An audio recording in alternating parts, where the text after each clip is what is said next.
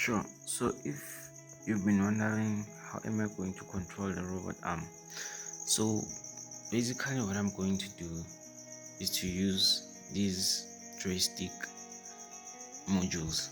Okay, so this is a potentiometer. So this potentiometer will give readings, and these readings will be translated to servo angular motion.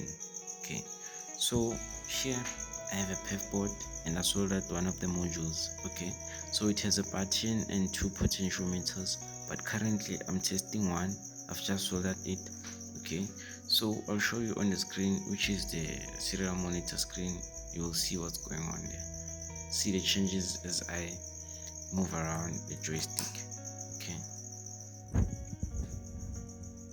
yes, that is the serial monitor screen. Okay, you see the changes as I move. Okay, the center. So if you want to see more, see the robot moving actually, so do follow so that you can see more.